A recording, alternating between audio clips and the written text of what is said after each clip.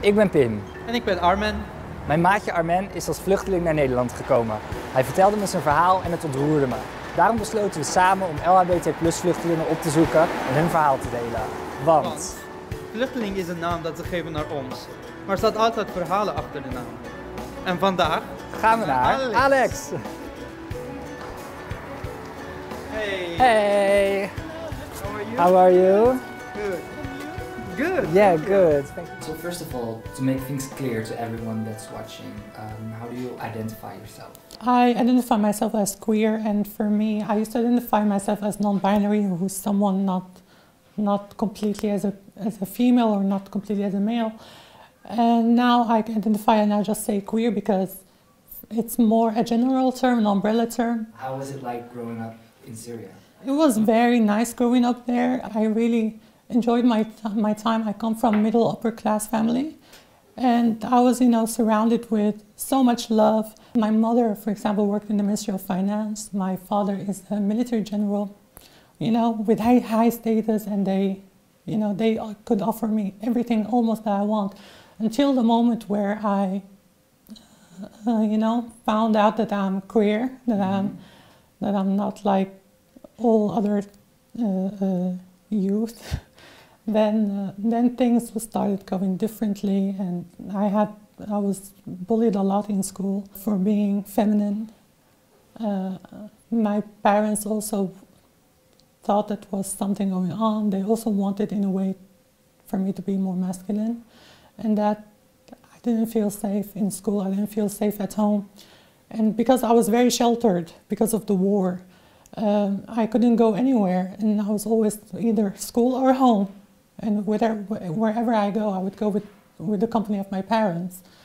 So not finding any refuge brought me in a deep depression until I decided to run away at the age of 17. You felt like you were different, Mm-hmm.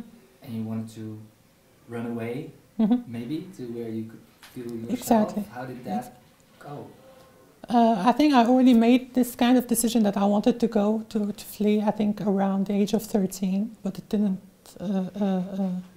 worked out till I got older, and because of the war it was also kind of more justified for my parents to even let me leave. I went to Turkey, I took the boat, and then I went to Greece, and In the news people hear terrible stories about it. How was that experience for you? Do you want to share something about it? Yeah, it was terrible. I was underage by myself, and smugglers, they just think of you as a number, and they charge a huge amount of money, many thousands of euros, and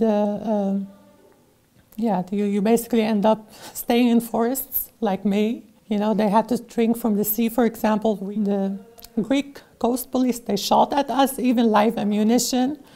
And we basically swam back running inside of the forest. The coast police, they were filming me and then even laughing at us that we want, some shelter. I ended up in Germany. I lived around 10 months there, where I was living with German underaged. They found like the youth protection, child protection, that it's more safe for me than to stay in the camp. But here they expect us to be just as minorities, any ethnic or cultural or religious minority, that they need to get along and on all of that, and they don't see that they need to make a difference. And I think thinking of us, of other minorities, that they are one homogeneous people, is in of itself racist. How was the feeling? What did you feel? I feel the first 2 years that I spent in the camp as being in jail. I wasn't allowed to study. I wasn't allowed to do anything. So, as you can see, also the Dutch harsh weather, but you also mentioned that the END sometimes can be very harsh. Can you also give some examples of what happened actually in the camp? Well, I think in general from the beginning it is very inhumane procedure. And I don't think that there is any refugee that doesn't have any IND trauma, because first you go there and then they would like take everything away from you, your phone, your anything, and then you will have to wait for hours. And then they will speak to you for 8 hours or long. That was my case. And so I can prove if I am, you know, gay, queer or not, whatever, homosexual. They're very, very untrained. They also need proofs for everything. Right. They would confuse sexuality with sex. Right. So if you would say, for example, someone like me, who was like 17 years old, who went out of their country, right. If I would say, for example, I didn't have sex or I was not into, you know, having sex, but more like emotions, right. thing, they will reject your case. You would have to tell them that you are there after, like, you know, having sex and after, because they would confuse that too. You can be also like asexual but gay, for example, and then they would not grant you the asylum. And all of those things, they have no idea about. Some refugees, they even go and then film themselves having sex in order for the IND to accept them.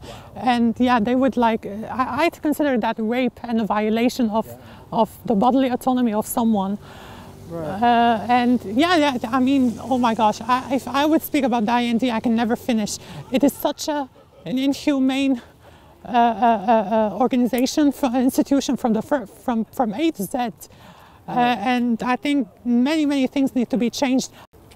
Do you think this will ever change? It should change. I think there should be more ombudsmannen. I don't know what's the plural, ombudsman, that would be going there, because the security there, they act as if they are the police themselves. And for refugees like us, we don't know the system here. We really think that they are the authority. We really think that when we tell them something, that they can, you know, whether act or not. And when they don't react, we don't know to call, you know, like 112 and right. to report things. So they really misuse that. They really misuse that. And that should change, because I felt very dehumanized by that. I can imagine. First, when I arrived in Europe, I had so much sex. And that's something so nice for me and so liberating, that I finally felt that I have the ownership of my body and I can do whatever I want with it. And then I started experimenting with makeup and with my identity and sexuality. And yeah, that's something really important and beautiful. Yeah, and yeah, when I moved here to Amsterdam, was finally like I found my place. I found a very nice community, especially like COC and Pride in Sports and many other organizations that gave me a kind of safe space to grow. Right. And I owe them a lot for that.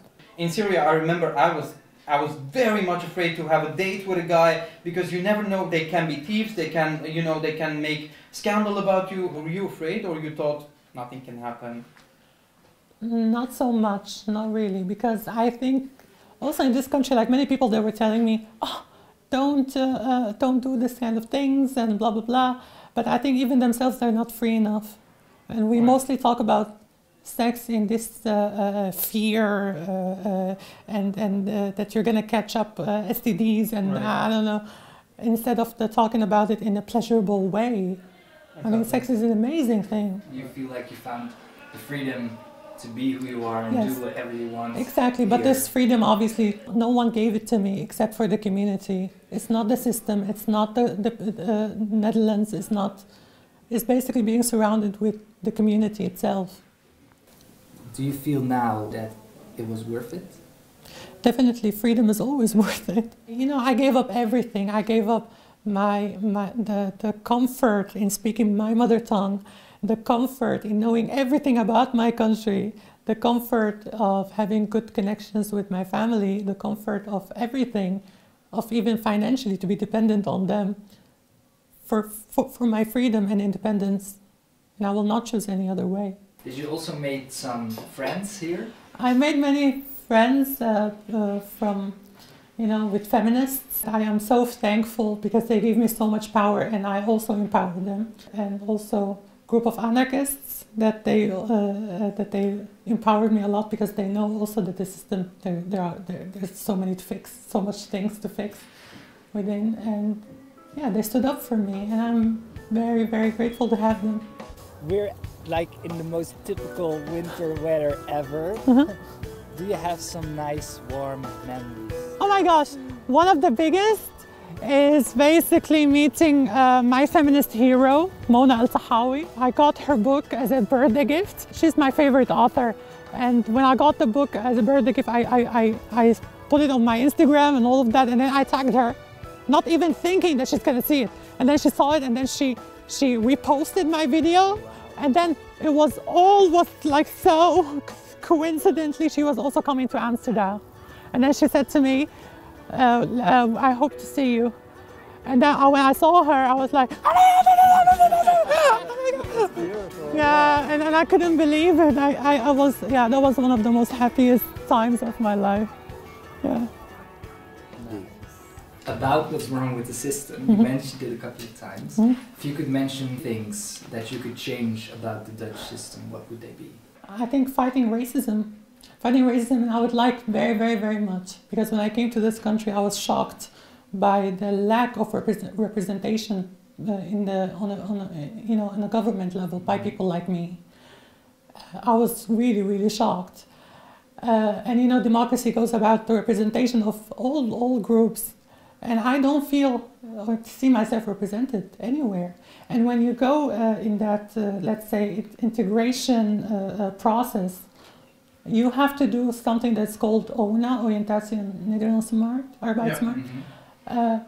You see all the professions that they give you, like the max that you can reach is a nurse. They would never, ever, ever tell you to go like, you know, in a parliament or to become a mayor or something like that. Because, again, racism of lower expectations, because they cannot imagine that we can do such thing. And we have so much potential in us. And I want for all the refugees that are hearing this, to dream beyond the expectations that are being put on us. And not just, you know, finding like a job and leaving the social benefit. No, love this country. This is your country. This is your new country, and we're gonna change it, and we're gonna make it better for all citizens. I want to use my privilege for them, because I really do believe that one who has privilege must fight 10 times harder as someone who doesn't have privilege. You were also active on the 2020 Pride, online version of the Pride. What did you do? Can you share your experience? Pride is protest. Yes, that was a very nice experience. I felt so much embraced by so many people, especially from the voorzitter, the chairwoman of COC Netherlands, Asher Dozenberg. I look up to her. We are here to send a message of love and solidarity to my fellow queer and feminist Arabs who are fighting every day the good fight. And I want them to know that we hear you, we see you, and we are paying attention to you. Thank you very much. You know, they wanted to make a protest against all the anti-LGBTQ terrorism. That's how I call it. They call it violence. As a project called the Zero Flags, and they were talking about all the punishments and that LGBTQ people face elsewhere in other countries, and how they should get to the zero. You know, and yeah, it was horrendous to see the punishments and the death sentences in other countries for just being who you are. So you mentioned that you also wanted to be represented in politics. How are you going to do this? Well, I am now a European Studies student, and you know, I've been already asked by some political parties, Dutch political parties, to join them already, but I'm not going to do that before I finish my study, or at least from my study, I want to go internationally and hopefully in the European Parliament and implement change most specifically on foreign policy. And I am now actually looking for a part-time job that contributes to my study. So, if you could time travel back in time and go back to little Alex, what would you tell him? That never ever lose hope, and you will get there, you will be free, and you are strong, and believe in yourself. Because also lately I am always realizing how strong I am in comparison to other people, and we shouldn't compare, obviously. But when I'm hearing also the struggles of other people, I'm realizing I'm such a strong person, and I should use that and believe in myself and not to listen to anyone else that tells me that I am less than, that I am not capable of whatever. Yeah, we will all get there eventually.